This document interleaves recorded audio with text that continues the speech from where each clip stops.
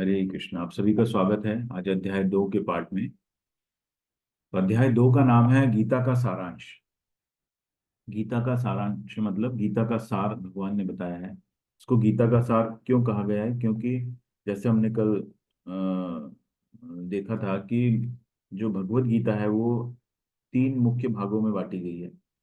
कर्म योग, भक्ति योग और ज्ञान योग।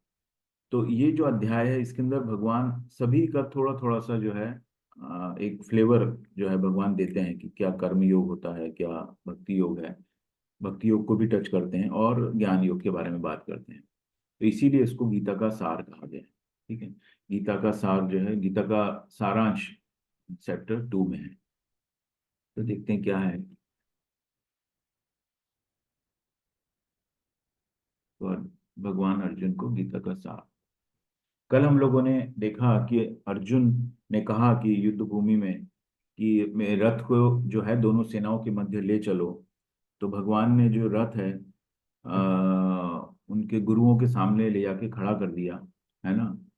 और वहां से जो है अर्जुन की दुविधा चालू हुई, है ना। अर्जुन की दुविधा चालू हुई और उसने एक एक करके जो है भगवान को कारण दिए कि मैं ये युद्ध नहीं करना चाहता हूँ। तो ये क्या कारण थे? 5 कारण हमने कल देखे थे। पांचवा कारण आज हम देखेंगे। 4 कारण कल अर्जुन ने बताए थे। तो कोई बताना चाहेगा 5 कारण क्या थे कि मैं युद्ध नहीं करना चाहता हूँ?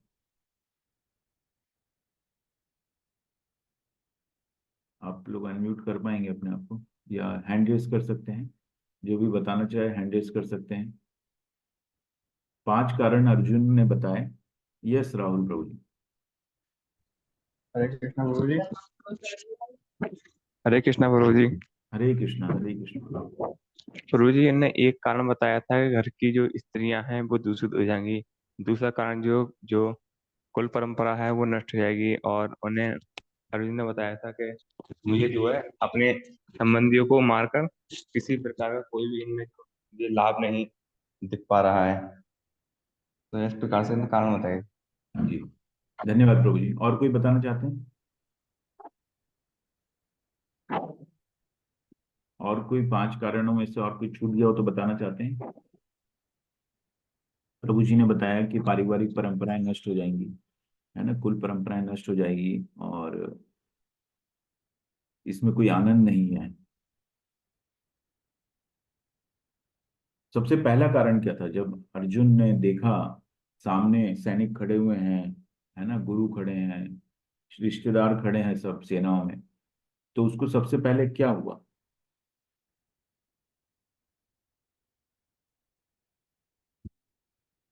तो सबसे पहले जो है, ये कोई बताना चाहते हैं? गुरु जी उनका गला जो सूख रहा था और शरीर जो हाँ, कांपना आ रहा था। यस, उनका शरीर कांपने लग गया था, रोंगटे खड़े हो गए थे, है ना।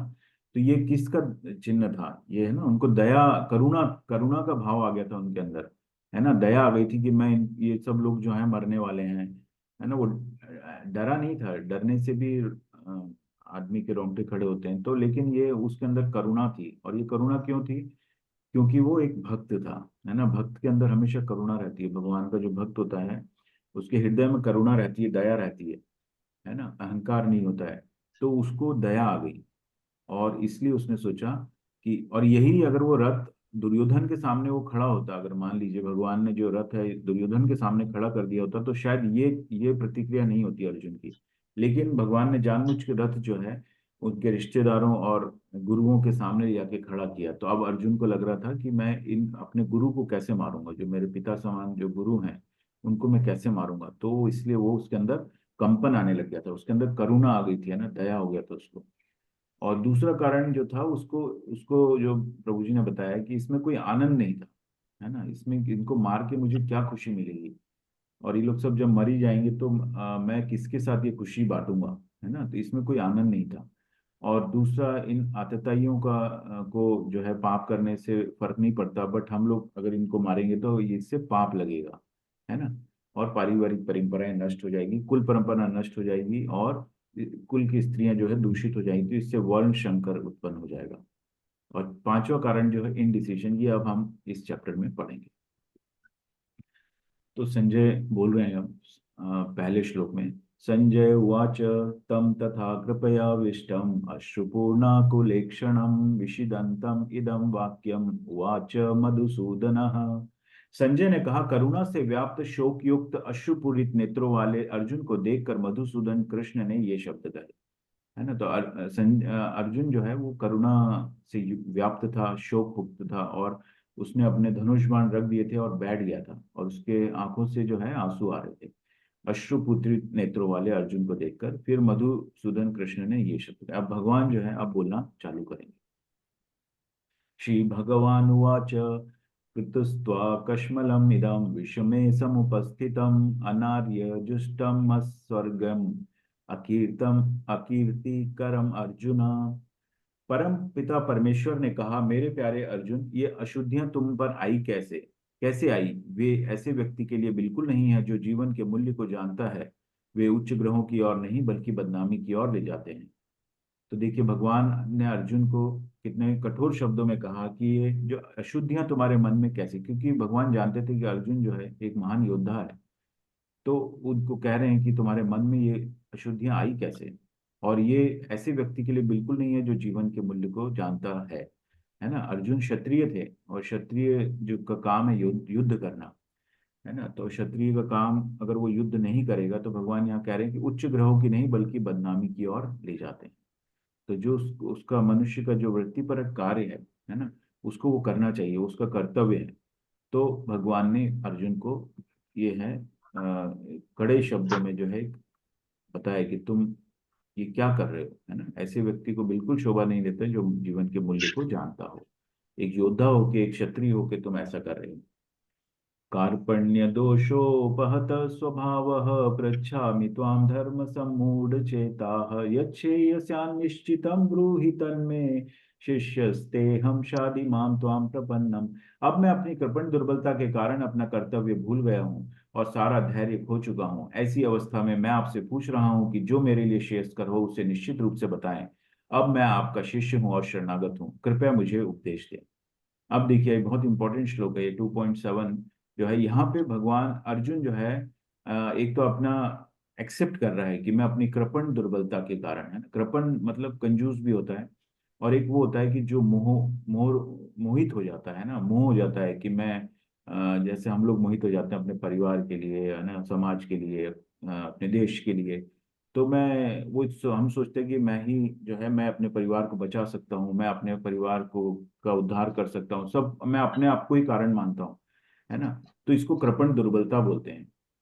तो इस वो अर्जुन एक्सेप्ट कर रहा है कि मैं अपनी कृपण दुर्बलता के कारण अपना कर्तव्य भूल गया और सारा धैर्य खो चुका हूँ।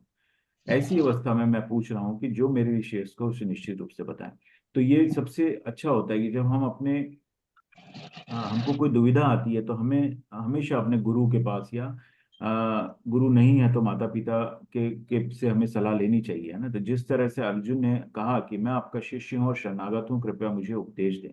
तो ये बहुत अच्छा तरीका होता है, एक बहुत अच्छे शिष्य का जो है उदाहरण है अर्जुन, है ना। तो उसको समझ में नहीं आया तो उसने भगवान की शरण ली, और यही सबसे अच्छा तरीका है कि जब आप अपने आप को सरेंडर कर दो। अपने गुरु से कुछ समझना है तो अपने आप को सरेंडर कर दो। या अपने आपके प्रैक्टिकल लाइफ में भी अगर आप अपने सब्जेक्ट में, कोई भी सब्जेक्ट है, तो अपने टीचर को सरेंडर करके सुनो, है ना। उनकी गलतियां मत निकालो, है ना। हम लोग सोचते हैं अरे आजकल का ऐसा रहता है क्योंकि बिकॉज ऑफ टेक्नोलॉजी टेक्नोलॉजी की वजह से लोगों को ज्यादा ज्ञान हो जाता है। तो जो है गुरु को अपने को वो अंडर एस्टिमेट करते हैं, गुरु को कम समझते हैं अपने आप को। मेरे को तो सब पता है ना, यूट्यूब में देख लिया, इधर देख लिया, उधर पढ़ लिया। लेकिन सबसे जो सही तरीका है, गुरु को आप शरणागत होके गुरु को क्यों रिस्पेक्ट करते हो, उसको जब आप सीखने की कोशिश करोगे तो आपको सही तरीके से और अच्छे से सीखने का है, क्योंकि कई इंफॉर्मेशन फिर वो मिस हो जाती है ना, वो आपको ठीक से नहीं बता पाएंगे। तो जब आप पूरी तरह शरणागत हो जाते हैं तो आपको वो अच्छे तरीके से समझ में आता है। तो यहाँ अर्जुन भी जो है भगवान के शरणागत होता है, और ये यही सबसे जो है इम्पोर्टेंट चीज है। पूरी भगवत गीता का जो सार है कि हम भगवान के को शरणागत होना सीख जाएं, है ना।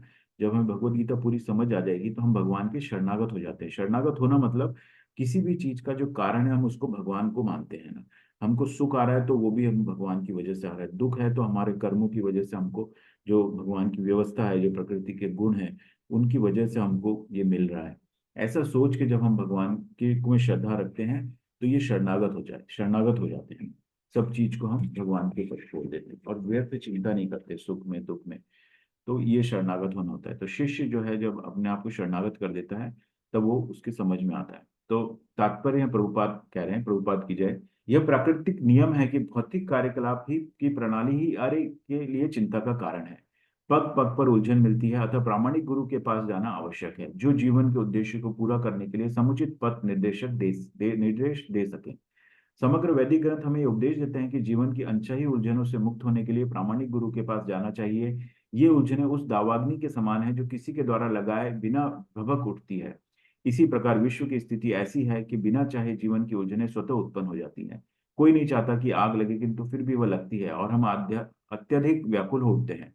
अतः मनुष्य को भौतिक उलझनों में न रहकर गुरु के पास जाना चाहिए, यही इस श्लोक का तात्पर्य है। तो गुरु की महत्ता को इसमें समझाया गया है कि हमें गुरु की शरण में क्यों जाना चाहिए, है ना। क्योंकि प्रामाणिक गुरु, और दूसरा यहाँ पे वर्ड है प्रामाणिक गुरु। ऐसे नहीं कोई भी गुरु के पास चले जाएं। प्रामाणिक गुरु के बारे में हम पढ़ेंगे अभी। तो वो प्रामाणिक गुरु वो होता है जो गुरु परंपरा में आ रहा है। गुरु परंपरा में मतलब जो भगवान से जो ज्ञान आ रहा है परंपरा के द्वारा, उस चेन के अंदर वो गुरु हैं। तो ये जब भी हम किसी गुरु से के शरण में जाते हैं, तो हमको ये देखना चाहिए कि ये गुरु परंपरा प्रामाणिक है कि नहीं। प्रामाणिक मतलब परंपरा के अंदर आ रहा है कि नहीं। तो कैसे पता चलेगा? तो उसमें अभी हम देखेंगे कि कौन सी चार परंपराएं हैं जो भगवान का जो ज्ञान है, उसको चार परंपराओं से के थ्रू वो हमारे तक आती है ना। तो उसमें ब्रह्म परंपरा है, ब्रह्म गौड़ीय परंपरा, जिस परंपरा के अंतर्गत हम लोग अभी इस्कॉन जो है, ये ब्रह्म गौड़ीय परंपरा के अंदर आता है। ठीक है, ब्रह्मा जी द्वारा जो ज्ञान दिया गया है उसके थ्रू आता है। फिर लक्ष्मी परंपरा है, फिर रुद्र परंपरा जो शिव जी के द्वारा आ रही है, लक्ष्मी जी के द्वारा आ रही है। और एक कुमार परंपरा है जो ब्रह्मा जी के चार पुत्र थे कुमार, उनके द्वारा भी ये ज्ञान को फैलाया गया। तो ये चार परंपरा के अंदर वो गुरु आना चाहिए, वो प्रामाणिक गुरु है। इसको गुरु परंपरा बोलते हैं। तो ये हम देखेंगे, है ना। तो ये जो हम ज्ञान अभी ले रहे हैं, ये भी हम परंपरा के अंतर्गत हम ले रहे हैं। ठीक है। तो ये प्रामाणिक गुरु इंपॉर्टेंट है। दूसरा जो है, यहाँ पे दिखाया गया है कि जो विश्व जो ये उलझने हैं उस दावाग्नि के समान है जो किसी के द्वारा लगाए बिना भभक उठती है। तो ये कभी भी कुछ हो जाता है। आप देखेंगे आपके आसपास क्या हो रहा है ना। आप देखेंगे कहीं कहीं एकदम से जो है वॉर चालू हो गया, है ना। जैसे इसराइल और हमास का हुआ है ना। हमास का ने कुछ अटैक किया उनको, और उसके बाद इसराइल उसके ऊपर अटैक करने लग गया। कोई भी कंट्री किसी पे भी कभी भी कुछ इशू हो जाता है और वो उठने, तो दावाग्नि बोला गया है कि उलझने जो है दावाग्नि के समान है। इसी तरह हमारे जीवन के अंदर भी एकदम से कोई बम फूट जाता है ना। अच्छे भले चीजें चल रही हैं और एक सडनली घर के अंदर कोई बीमार पड़ गया, है ना, तो पूरा अस्त व्यस्त हो जाता है घर के अंदर जब बीमार हो जाता है। क्योंकि जो मनुष्य है वो जब अपने किसी अपने को कोई तकलीफ होती है तो जो उसको ज्यादा तकलीफ होती है ना। उसको खुद को बीमार हो जाए तो चलेगा, लेकिन उसके जो परिवार में कोई सदस्य को बीमार हो जाता है तो उसको तकलीफ होती है। ठीक है, किसी की नौकरी एकदम से सडनली उन्होंने कहा कि कट शॉर्ट कीजिए, सब सब जो एक्सपेंसेस को कट शॉर्ट करना है, लोगों को हटाना है, तो कंपनी ने आधे लोगों को हटा दिया। तो एकदम सडनली ये बम फूट गया है। तो ये अपने आप होता रहता है। तो ये जीवन की उलझनें स्वतः उत्पन्न होती है।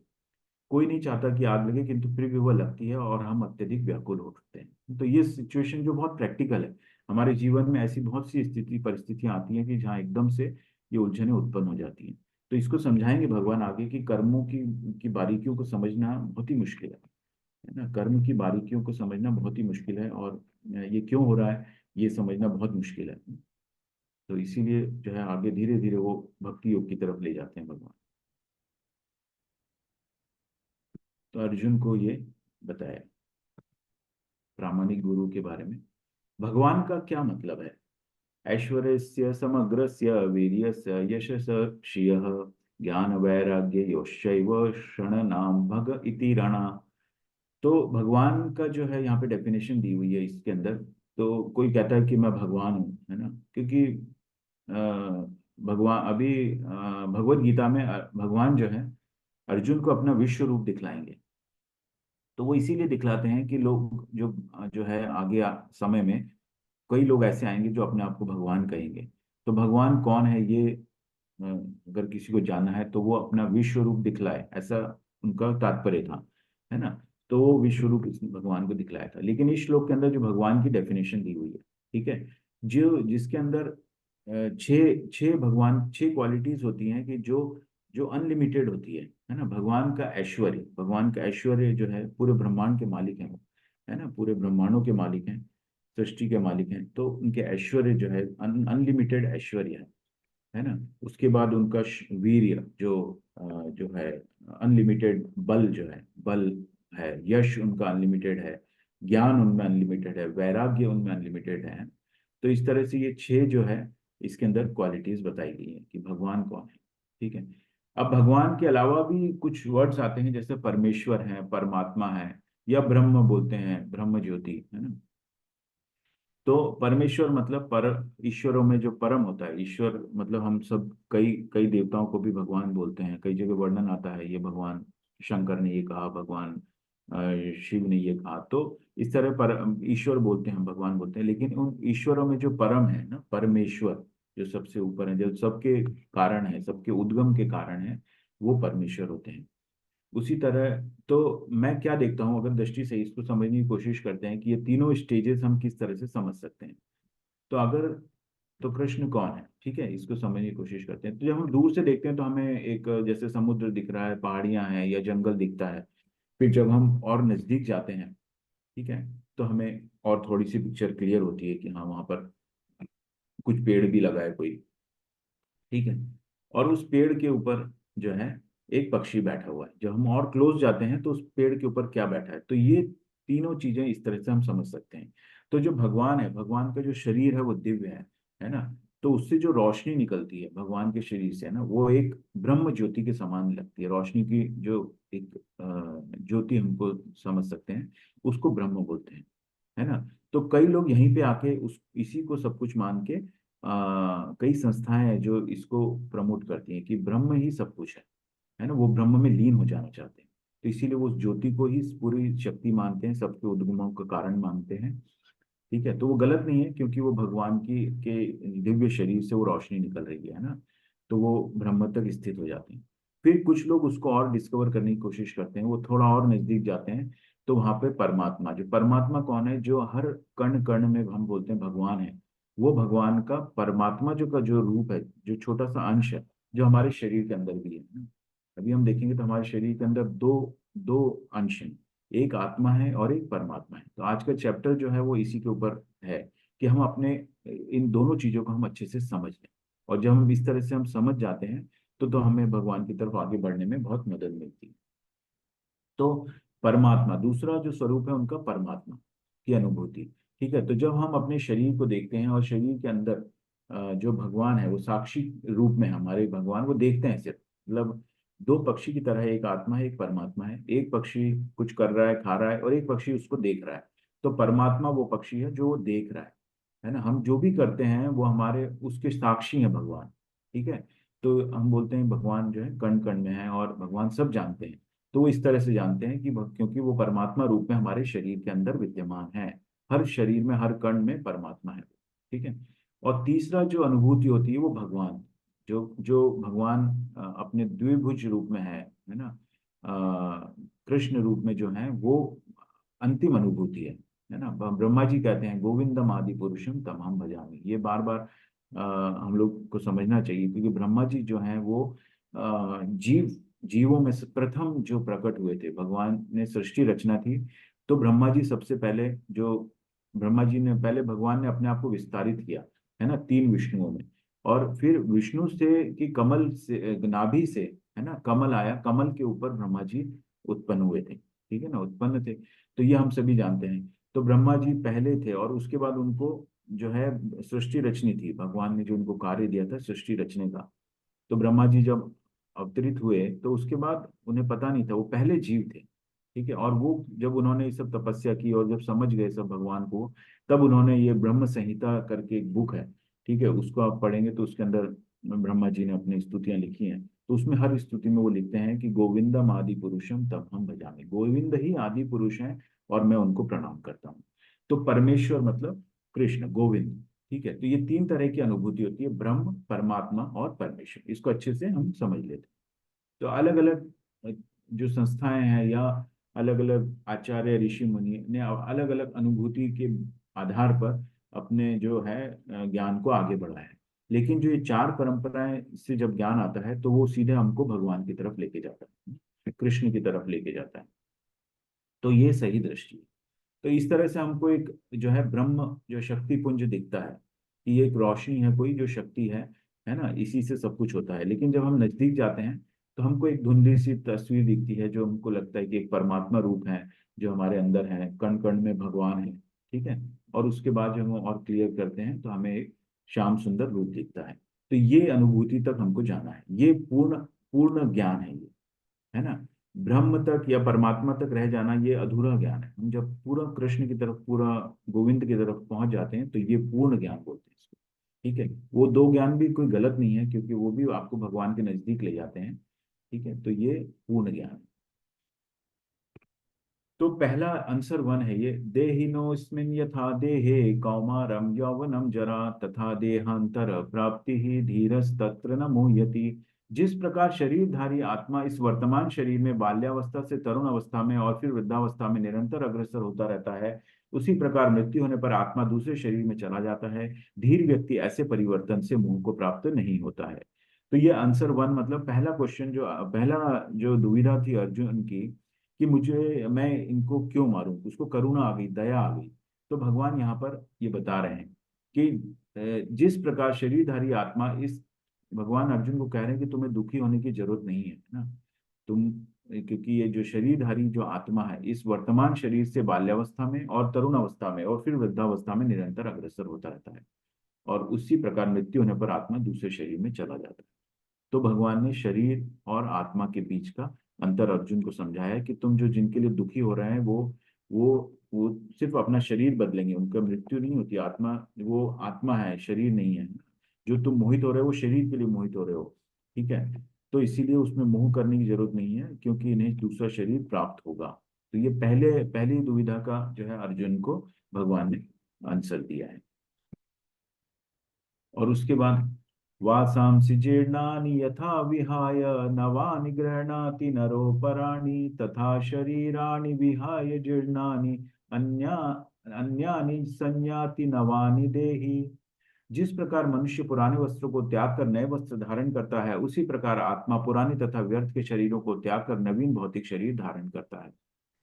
तो ये बहुत इंपॉर्टेंट है। कई लोग जो है इस आत्मा को जो है सोचते हैं ये व्यर्थ की बातें हैं और ये है। लेकिन अगर हम उनसे पूछेंगे कि आपका शरीर, जब जब कोई मर जाता है और उसकी बॉडी पड़ी रहती है, तो लोग कहते हैं कि ये चला गया। एक एक एक आम भाषा है कि ये वो तो चला गया, है ना, गुजर गया। तो कौन गुजर गया, है ना, उनसे पूछेंगे ये कौन गुजर गया, कौन चला गया। शरीर तो यहीं पड़ा है, वो तो सामने पड़ा है आपके ना, तो कौन चला गया। तो उसका मतलब ये होता है कि वो आत्मा चली गई शरीर को छोड़ के, है ना। तो इसलिए ये शरीर और आत्मा के अंतर को हमको समझना बहुत जरूरी है। तात्पर्य प्रभुपाद की जय। अणु आत्मा द्वारा शरीर का परिवर्तन एक स्वीकृत तथ्य है।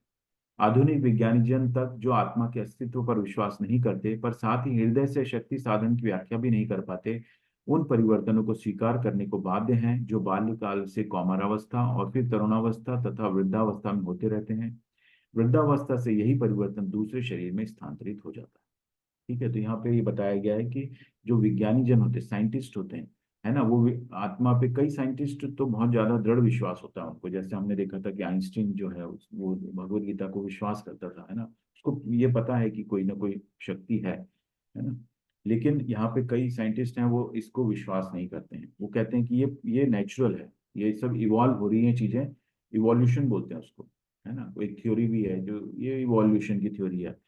तो वो इस तरह से उसको बताने की कोशिश करते हैं, है ना। और लेकिन साथ में उनको अंदर भी पता है कि कोई तो शक्ति साधन है ना। शक्ति साधन क्या है, लेकिन वो उसको एक्सप्लेन नहीं कर पाते कि वो क्या है।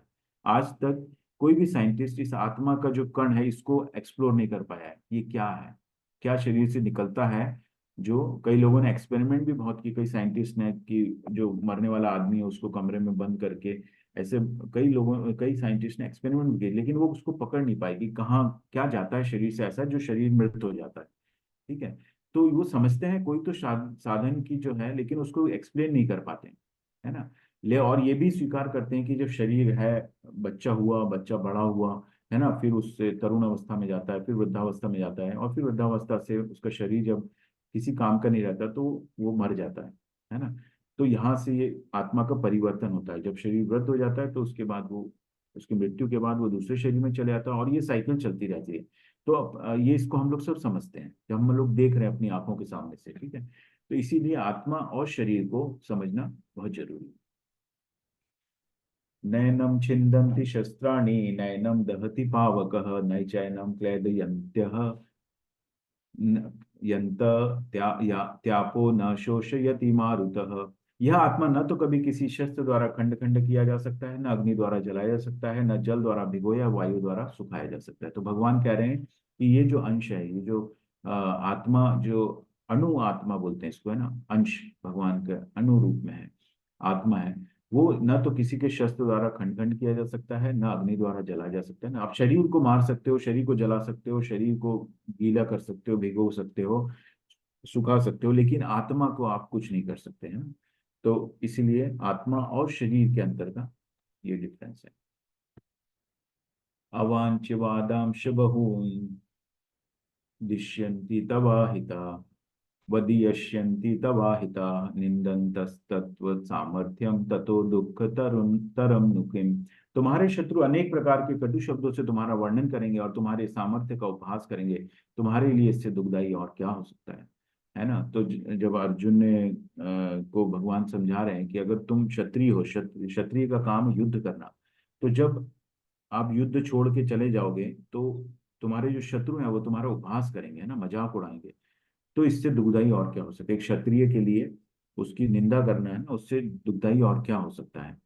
तो ये अर्जुन के भगवान भगवान अर्जुन को बता रहे हैं। हतो वा प्राप्स्यसि स्वर्गम जित्वा वा भोक्ष्यसे महीम, तस्मादुत्तिष्ठ कौन्तेय युद्धाय कृतनिश्चयः।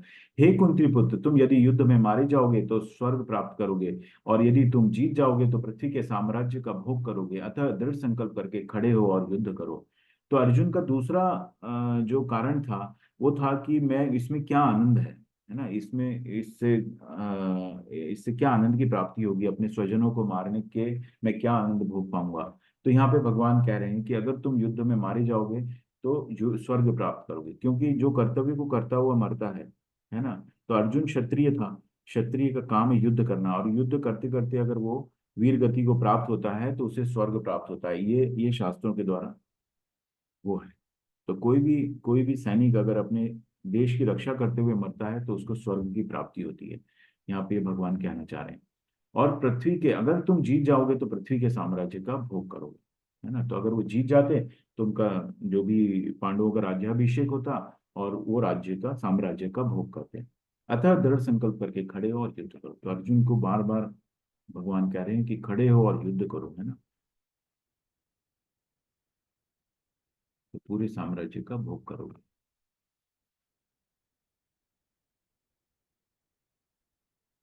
नेहाभिक्रमनाशोऽस्ति प्रत्यवायो न विद्यते, स्वल्पम अप्यस्य धर्मस्य त्रायते महतो भयात्। इस प्रयास में न तो हानि होती है न ही हास, अभी तो इस पथ पर की गई अल्प प्रगति भी महान भय से रक्षा कर सकती है।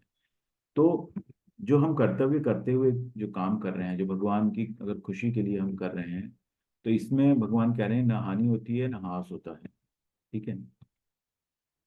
तो जिस तरह से यहाँ पे एग्जाम्पल दिया गया है कि हनुमान जी जो थे वो बहुत उन्होंने जो है लंका में आग लगा दी थी, है ना, बड़ा क्रोध आ गया था, लेकिन वो क्रोध जो है, सब बोलते हैं क्रोध नहीं करना चाहिए, लेकिन जो भगवान की मर्जी के लिए हम जो हनुमान जी ने क्रोध दिखाया है ना, इसको न्यायोचित बताया गया है, ठीक है ना। इस तरह का जो क्रोध है वो, क्योंकि भगवान की मर्जी से वो युद्ध हो रहा था ना, जो रावण को मारने गए थे, और वो भगवान अधर्मी था, तो वहां पे आग लगा दी हनुमान जी ने। तो हनुमान जी का जो क्रोध था, ये क्रोध जो है जायज क्रोध है। तो इसीलिए भक्त क्रोध कर सकता है कब, जब उसका गुरु की कोई निंदा करे या भगवान की कोई निंदा करे, तो उसका क्रोध वाजिब है, ठीक है ना। ऐसे नहीं वो क्रोध नहीं कर सकता, लेकिन उसको क्रोध करना अलाउड नहीं है बिना रीजन के। इसीलिए यहाँ पे ये बताया गया। तीसरा जो कारण अर्जुन ने दिया था कि पारंपरिक जो परंपरा है जो नष्ट हो जाएंगी, है ना। तो जब भक्ति में हम लोग करते हैं, धर्म धर्म की राह पे जब चलते हैं, हम भक्ति में आगे बढ़ते हैं, तो पारंपरिक कुल परंपराएं जो है नष्ट नहीं होती हैं। तो भगवान अर्जुन को कह रहे हैं युद्ध करो युद्ध करो, तो वो धर्म की स्थापना के लिए कह रहे हैं, है ना। लेकिन अर्जुन कह रहा है कि नहीं, इससे पारंपरिक परंपराएं नष्ट हो जाएंगी कुल, है ना। भगवान को तो सब पता है क्या हो जाएगा क्या नहीं हो जाएगा। फिर अर्जुन को भगवान बोलते भी हैं कि तुम तो एक निहित मात्र हो ना, निमित्त मात्र हो, है ना। ये तो सब मरने ही वाले हैं पहले से ही। तो यहाँ पे ये दिखाया गया है कि किस तरह ये देखिए आप, जो है वैष्णव बन गए हैं ये लोग, है ना। परंपराएं इसमें नष्ट नहीं होती है। जब भक्ति में हम आगे बढ़ते हैं तो इससे परंपराएं जो स्थापित होती हैं। तो अर्जुन अगर युद्ध करेगा तो उससे परंपरा नष्ट नहीं होगी। धर्म की स्थापना भगवान करने के लिए युद्ध हो रही है ना, अधर्म का नाश होगा और धर्म की स्थापना होगी। इसीलिए उसको युद्ध करने के लिए बोला है। तो ये जो चौथा क्वेश्चन का जो आंसर भगवान अर्जुन को देते हैं, व्यवसायत्मिका बुद्धि एकेह कुरु नंदन बहुशाखा हयंताश्च बुद्धयो स व्यवसायिनाम। जो इस मार्ग पर चलते हैं वे प्रयोजन में दृढ़ रहते हैं और उनका लक्ष्य भी एक होता है। हे कुरुनंदन, जो दृढ़ प्रतिज्ञ नहीं है उनकी बुद्धि अनेक शाखाओं में विभक्त रहती है। तो अर्जुन जो है कंफ्यूज हो गया था ना, बैठ गया था कि मैं, मुझे जो सही है वो बताएं, अब मैं कंफ्यूज हो गया हूँ और मैं अब आपकी शरणागत हूँ, है ना।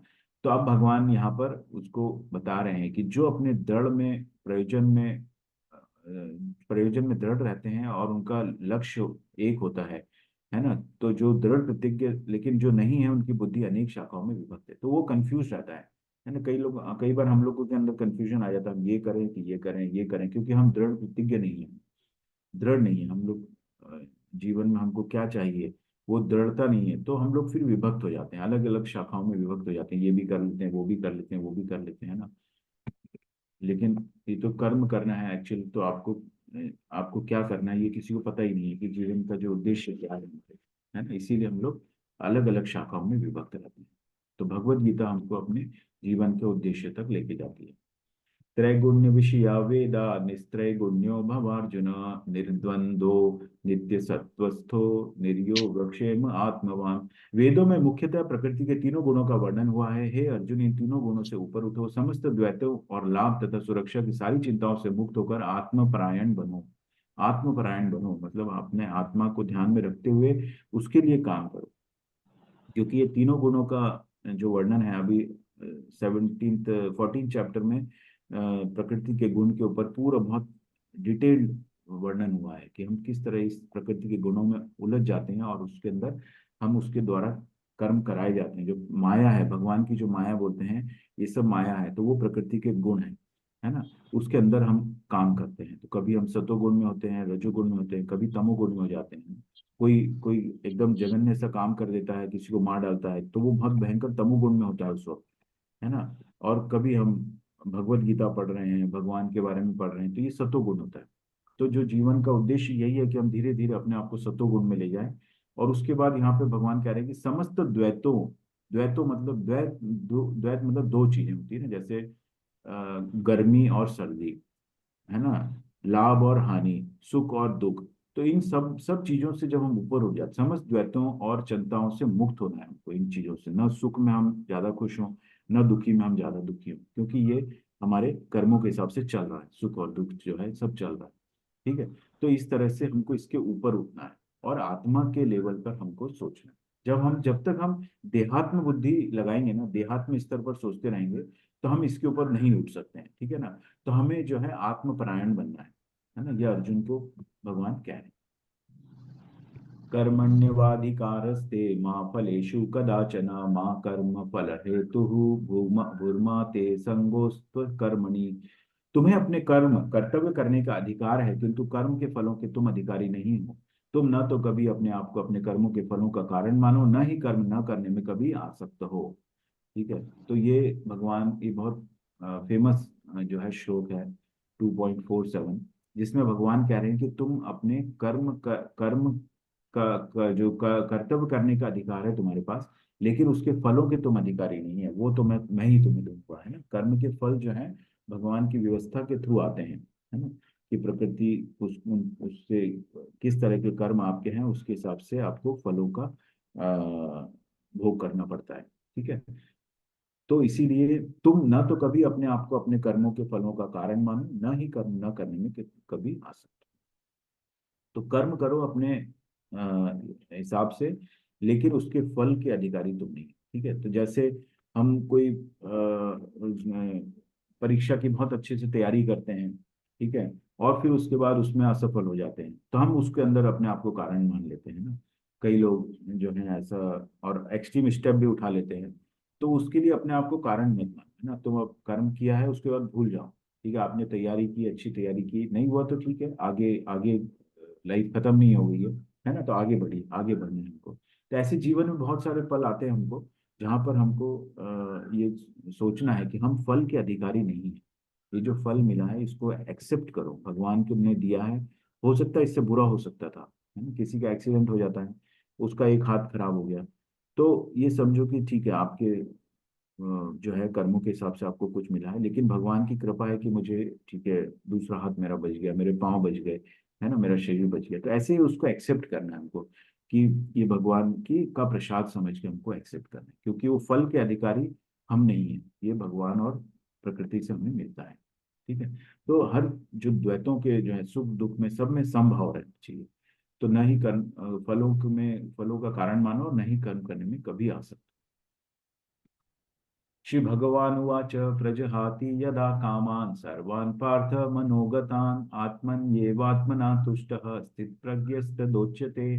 श्री भगवान ने कहा, हे पार्थ, जब मनुष्य मनोधर्म से उत्पन्न होने वाली इंद्रिय तृप्ति की समस्त कामनाओं का परित्याग कर देता है, और जब इस तरह से विशुद्ध हुआ उसका मन आत्मा में संतोष प्राप्त करता है, तो विशुद्ध दिव्य चेतना को प्राप्त अर्थात स्थित प्रज्ञ कहा जाता है।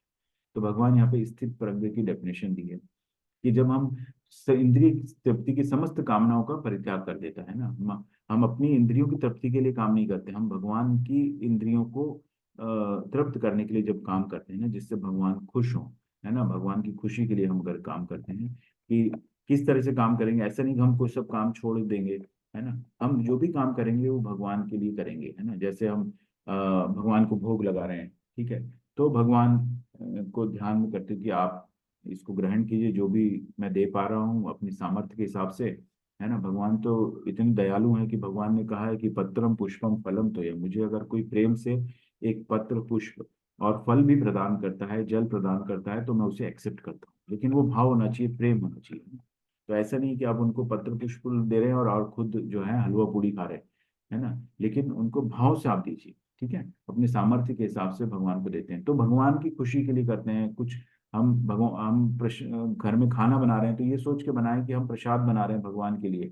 तो ये सब जो है भगवान, इन अपनी इंद्रियों को हम भगवान के कामों में लगा रहे हैं। ठीक है, काम तो हम वही कर रहे हैं, सिर्फ एक सोच का तरीका बदल गया है बस। ठीक है, तो कुछ अलग नहीं करना है, जो भी कर रहे हैं भगवान को सोचते हुए करना है। कुछ बाहर से सामान ला रहे हैं कि भगवान, आज मैं भगवान के लिए कुछ नया फ्रूट आया है ना, फल ले आता हूँ भगवान के लिए, आम का मौसम आ गया है, अच्छे फल आए होंगे, भगवान के लिए ले आता हूँ, है ना। तो वो प्रसाद रूप में आप भी ग्रहण करेंगे, है। सब्जियां ले आता हूँ, भगवान को साग बहुत पसंद है ना, क्या साग नया आया है भगवान के लिए आता हूँ। तो जब आपका पूरा जो काम करने का तरीका इस तरह से हो जाता है कि आप पूरे टाइम भगवान को सोचते रहते हैं, सोचते रहते हैं, सोचते रहते हैं, तो आपका हर काम में भगवान ही दिखते हैं आपको। ठीक है ना। तो ये स्थित प्रज्ञ, ये विशुद्ध दिव्य चेतना बोलते हैं इसको, है ना। मन जो है फिर आपका आत्मा में संतोष प्राप्त करता है।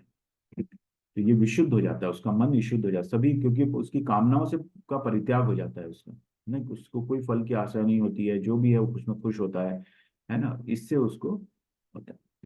तो भौतिक जीवन में ये बहुत जरूरी है। तो जिस तरह से यहाँ पे जो है प्रहलाद महाराज जो थे, प्रहलाद महाराज के तो का तो ऐसा था कि प्रहलाद महाराज का जन्म ही जो है असुरों के बीच में हुआ था। हिरण्यकशिपु जो उनके पिताजी थे, वो असुरों के राजा थे, है ना। लेकिन उन्होंने जो है दिव्य शक्तियां प्राप्त कर ली थी ब्रह्मा जी से। देवता जो थे बड़े मतलब देवताओं की आराधना करते थे, तो देवता शक्ति दे देते हैं असुरों को, और फिर भगवान को उनको संभालना पड़ता है। ठीक है ना। तो ब्रह्मा जी की बहुत तपस्या की हिरण्यकशिपु ने, और बहुत सारी शक्तियां प्राप्त की, और उनसे वरदान मांगा कि मेरे को अमर कर दो, ब्रह्मा जी से, हिरण्यकशिपु ने। तो भगवान ब्रह्मा जी ने कहा कि ये तो मुझे भी, मैं भी अमर नहीं हूँ, है ना, मैं भी जीव हूँ, मुझे भी मरना है ना, मैं भी खत्म होऊंगा। तो ये तो मेरे पास भी शक्ति नहीं है, तो मैं तुमको कैसे दे सकता हूँ। तो फिर उन्होंने उसने हिरण्यकश्यप ने दूसरे तरीके से उनसे सब चीजें मांगी कि ना मैं किसी जीव से मरूं, ना किसी जानवर से मरूं, ना मैं किसी हथियार से मरूं, ना मैं दिन में मरूं, ना मैं रात में मरूं, है ना मैं घर में मरूं, ना मैं बाहर मरूं। तो ये सब करके उसने अपने आप को प्रोटेक्ट कर लिया। ठीक है। और वो समझने लग गया कि अब मेरी मृत्यु नहीं हो सकती, कोई भी मुझे मार नहीं सकता। ठीक है। तो अब क्या, अब आप जब प्रहलाद उनके प्रहलाद की भक्ति तो उनके गर्भ से शुरू हो गई थी, और उन्हें पूरा ज्ञान था भगवान की भक्ति, वो बचपन से करते थे। तो जब वो भगवान का नाम लेते थे तो हिरण्यकशिपु को बहुत जलन होती थी कि मैं राजा हूँ, ये मेरे को क्यों नहीं समझता है, ये भगवान को वो कुछ नहीं समझते थे, है ना। तो प्रहलाद महाराज को बहुत दिक्कत, लेकिन वो यहाँ पे स्थित प्रज्ञ थे, यहाँ पे जो विशुद्ध दिव्य चेतना थी उनके अंदर, है ना। प्रहलाद महाराज को इतना दृढ़ कॉन्फिडेंस था भगवान के अंदर, है ना, कि वो स्थित प्रज्ञ स्थिति में थे, है ना, उनके अंदर विशुद्ध दिव्य चेतना थी। तो उसको अलग अलग तरीके से यातनाएं दी, लेकिन कुछ फर्क नहीं पड़ा, यहाँ तक कि उसको अपनी बहन की गोदी में बैठा के जलाने की भी कोशिश की, है ना, होलिका दहन में हम देखते हैं। तो वो भी नहीं कर पा, कुछ फर्क नहीं पड़ा, है ना।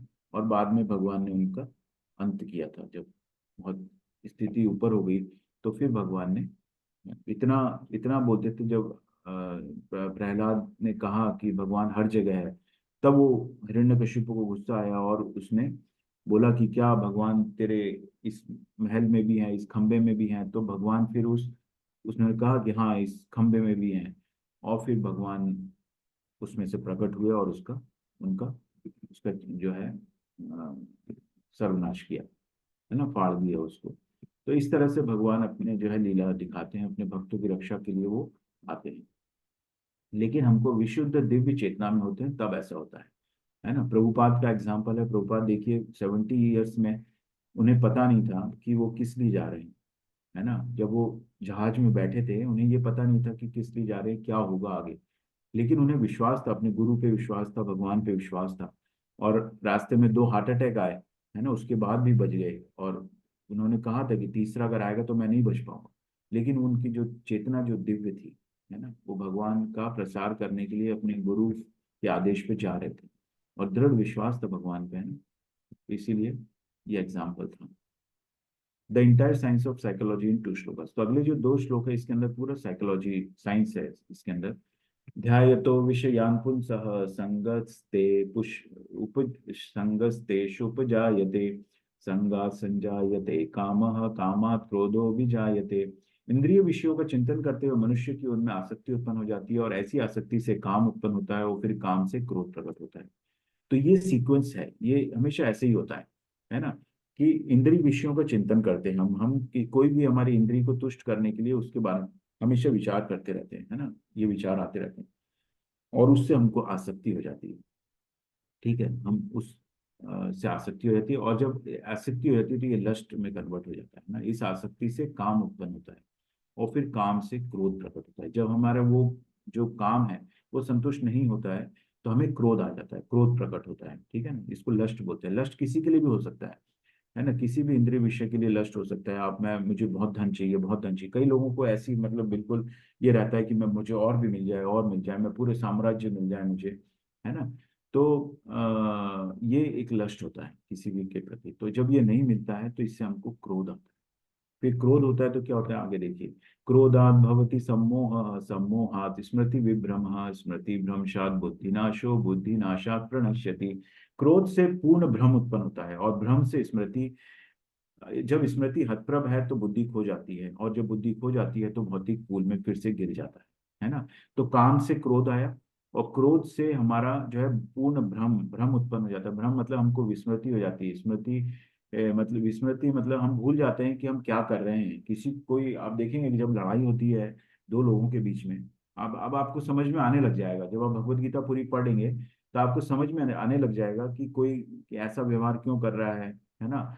या भगवान ने ये कहा था, तो उससे आप रिलेट कर पाएंगे अपने आप को। ठीक है। तो जब दो व्यक्ति लड़ते हैं आपस में, तो वो तमोगुण उनका इतना बढ़ा हुआ रहता है ना, कि उनको ये भी याद नहीं रहता वो क्या कर रहे हैं, कहाँ पर हैं, है ना। और आपस में लड़ने लगते हैं, और इतना ज्यादा लड़ लेते हैं कि कोई एक दूसरे को वो बहुत ज्यादा आहत भी कर सकते हैं। ठीक है ना। तो उनके जो स्मृति खत्म हो जाती है, बुद्धि तो काम कर ही नहीं रही है उसके अंदर। इसीलिए बोलते हैं कब जब आपको बहुत क्रोध आए ना, तो थोड़ी देर शांत, उस वक्त कोई भी डिसीजन मत लो। जब भी क्रोध आता है तो उस वक्त शांत होके आप बैठ जाइए बस, ठीक है, उस पल को जाने दीजिए, है ना, उसमें डिसीजन मत लीजिए, क्योंकि वो डिसीजन हमेशा गलत होगा। क्यों होगा? क्योंकि उस वक्त बुद्धि हमारी काम नहीं करती है ना, बुद्धि खो जाती है। और जब बुद्धि खो जाती है तो फिर भौतिक पूल में गिर जाता है, क्योंकि उससे फिर कोई ना कोई पाप कर्म हो जाता है।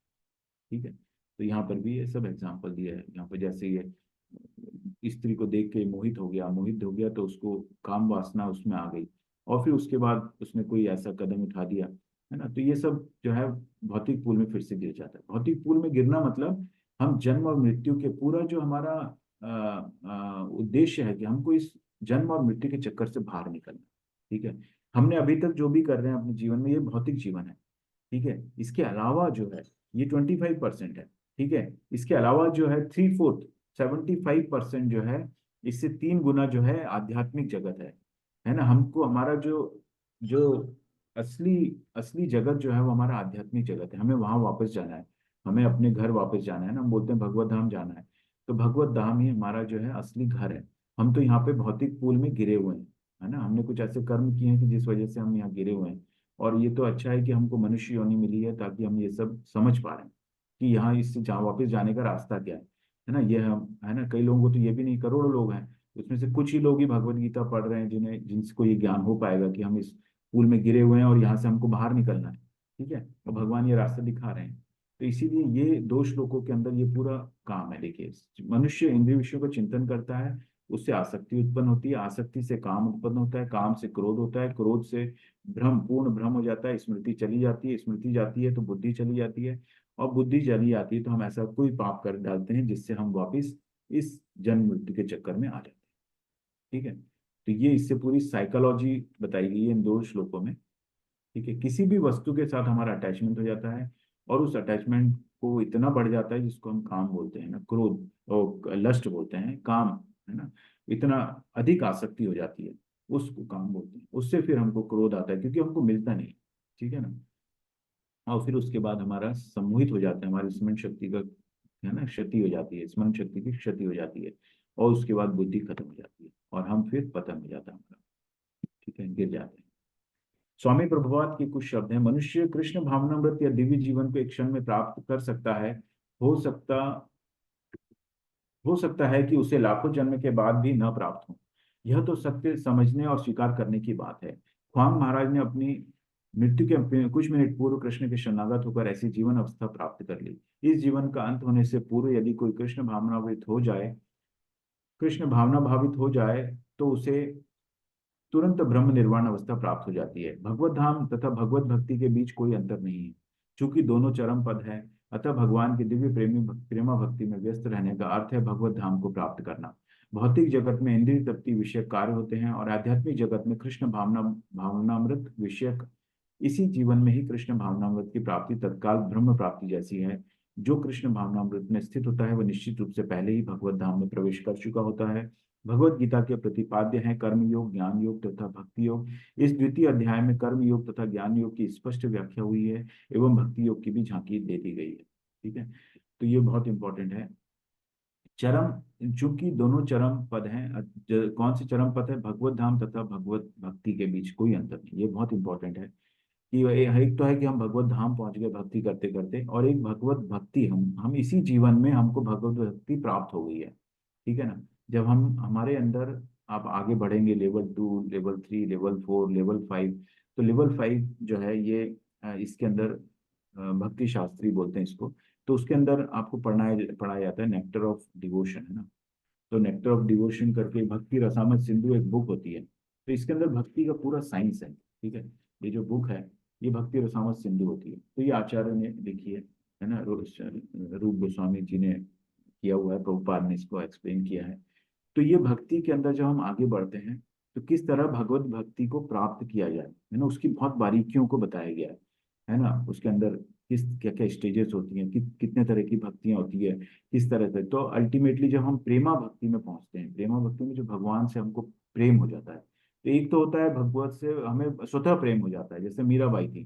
तो मीराबाई को बचपन से ही भगवान से प्रेम था, है ना, उसको पति रूप में, अपने पति रूप में देखती थी वो उनको, है ना, क्योंकि बचपन में उन्होंने एक विवाह को होते हुए देखा, एक बारात जा रही थी, है ना, तो उन्होंने अपनी माँ से जिद की, मीरा ने, कि मुझे भी विवाह करना है। तो उनकी माँ ने उनको कृष्ण भगवान की एक मूर्ति दे दी कि ये तुम्हारे पति हैं। और तब से वो उनको प्रति रूप में ही जो है प्रेम करती थी, तो एक स्वतः प्रेम हो जाता है। ठीक है, इसको प्रेमा भक्ति बोलते हैं।